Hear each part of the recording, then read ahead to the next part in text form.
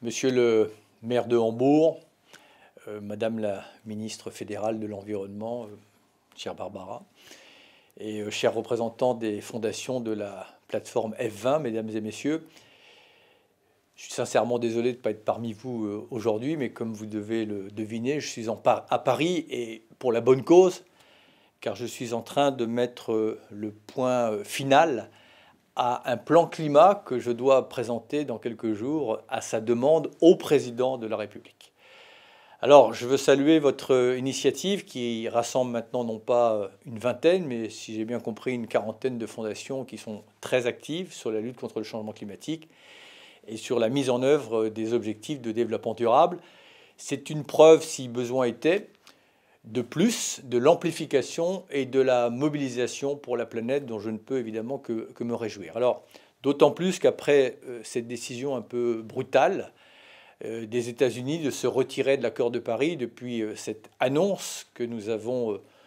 tous pris d'une manière un peu violente, je dois reconnaître, et c'est sans doute le cas pour vous, que je n'ai cessé de croiser des groupes, des élus de tous bords, des chefs d'entreprise, qui, en gros, m'ont dit c'est pas si grave que ça, de toute façon, on continue. Alors, ce message d'espoir et qu'il faut conserver, même si parfois garder l'espoir, ça devient un peu un acte de bravoure. En tout cas, cet acte de bravoure, on le partage ensemble. Vous avez voulu le porter lors du G20, qui cette année est présidé par l'Allemagne, et dont je veux le reconnaître ici et le saluer, le leadership sur le climat n'a jamais faibli. Dans quelques jours, nos chefs d'État et de gouvernement vont discuter à nouveau de changement climatique. Ils le feront parce que sur le chemin qui a été ouvert par l'accord de Paris, il y a encore, on ne va pas dire tout à faire, mais beaucoup à faire. Et ils le feront aussi parce que plus que jamais, nous avons une pleine conscience au plus haut niveau que de notre capacité à résoudre la crise climatique et simultanément, conjointement, l'érosion de la biodiversité dépendent ni plus ni moins, et les mots ont un sens, la paix et la sécurité du monde, mais aussi, en positif, la prospérité du monde et de notre économie. Ils le feront enfin parce que nous sommes, et c'est inédit dans l'histoire de l'humanité, pour la première fois, à un moment où la rationalité économique est du bon côté. Elle est du côté de la protection de la planète et on va se servir de cet argument. C'est l'objet du rapport, et je vous en félicite, que vous venez de publier sur l'accélération du changement de paradigme, où vous réussissez dans votre fonction vitale d'animation de la société civile à faire la démonstration que tous les signaux économiques sont au vert, commencer par le prix des énergies renouvelables, qui est en train de s'effondrer, et c'est tant mieux, et qui dépasse de très loin les espoirs et les scénarios les plus fous. La mobilité électrique, elle explose aussi. J'en veux pour preuve les objectifs que le président Modi, quand il est passé chez nous en France il y a peu de temps, a pris justement dans le développement des véhicules électriques. On est donc visiblement prêt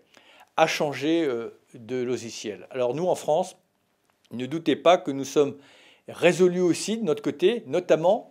à nous libérer des énergies fossiles, et je vous expliquerai dans quelques jours, enfin le gouvernement vous expliquera dans quelques jours comment nous voulons procéder dans ce basculement vers un monde sans carbone. Et pour cela, on devra, comme tant d'autres, accélérer cette évolution, évidemment en saisir tous les bénéfices, mais surtout en faire profiter très concrètement à nos concitoyens qui doivent désormais voir dans leur quotidien que justement cet engagement, eh bien, ce sont des progrès qui ont été permis par l'accord de Paris dont ils peuvent immédiatement en voir les effets positifs. Puis c'est aussi le cas dans les pays les plus vulnérables qui ont droit tout autant que les autres, mais personne n'en doute, aux technologies qui vont leur permettre de conjuguer prospérité et préservation de la planète. Voilà, je pense que dans cette transformation de nos sociétés, dans le choix que nous ferons de basculer du bon côté de l'histoire, il en faut peu pour basculer du bon ou du mauvais côté, vous avez justement ce rôle d'impulsion, de catalyseur qui est excessivement et extrêmement précieux. Voilà, je sais qu'avec Barbara Hendricks, nous allons continuer à travailler ensemble pour que nos deux pays, la France et l'Allemagne,